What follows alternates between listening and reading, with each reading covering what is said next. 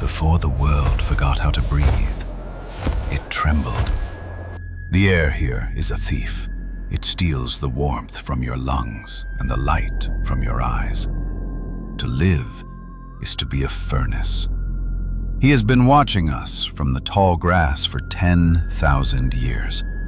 He is the first of the six, the executioner of the Americas, the king of nightmares. Welcome to the Requiem of the giants.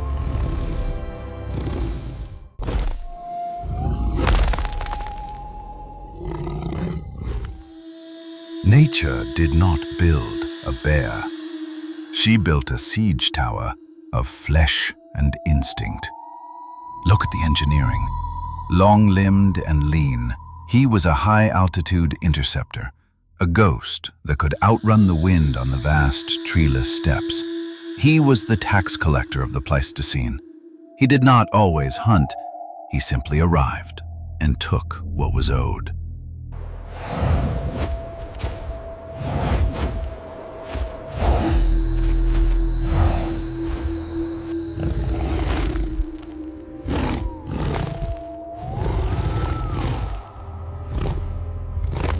Seven inches of curved ivory, not meant for chewing, but for the surgical severance of life. He was a wrestler of titans. He would pin a 3-ton ground sloth with forearms thicker than a man's torso, holding the world still for just 1 second, long enough for the sabers to find the carotid pulse.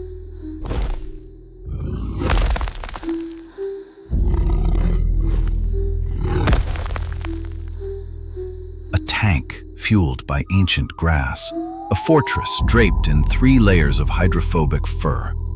The rhino was a master of thermal economics.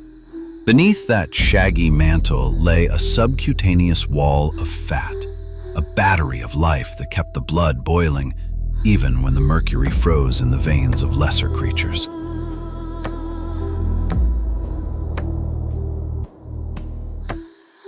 They were not just a pack. They were a singular, distributed intelligence.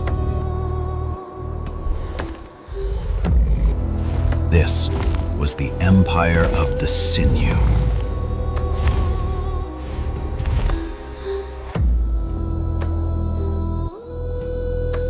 A time when the earth was a temple, and these 6 were its gods.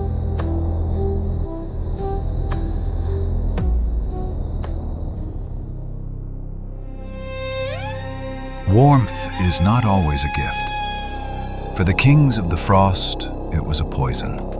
The geography of dominance was dissolving. The high-altitude interceptors were losing their runways.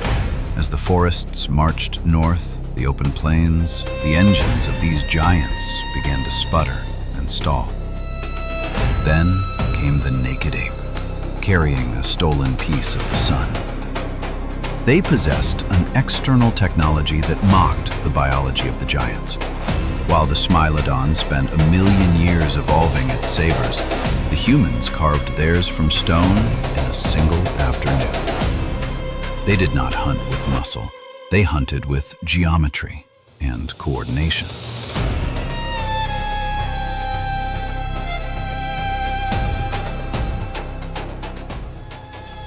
The old rules of war, they were written for giants. They had no chapter for this. The energy economics were collapsing. A short-faced bear needed 30,000 calories a day just to exist. But as the megafauna thinned, the calories vanished. The kings were becoming bankrupt. Every roar cost a meal they could no longer find. The gods were not being conquered. They were being evicted. The golden twilight has ended. The blue midnight has begun. The map was no longer theirs. The empire had shrunk to the mouth of a single cave. Hunger was a quiet assassin. It dismantled the siege towers from the inside out. The muscles that once wrestled giants were now consuming themselves just to keep the heart beating. Here lies the final tragedy of strength. The harder he fought, the faster he sank. The earth did not defeat him with a roar. It simply swallowed him whole.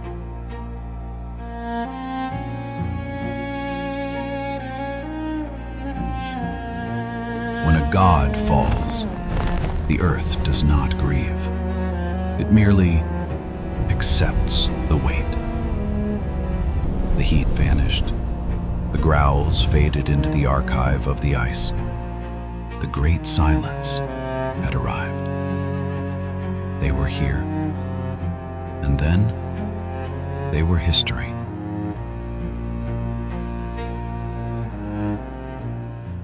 Time is the ultimate artist. It stripped away the fur, the muscle, and the hunger, leaving only the architecture of their survival. They are no longer beasts. They are messages, written in stone. We stand beneath their ribs and wonder, not at their violence, but at their majesty.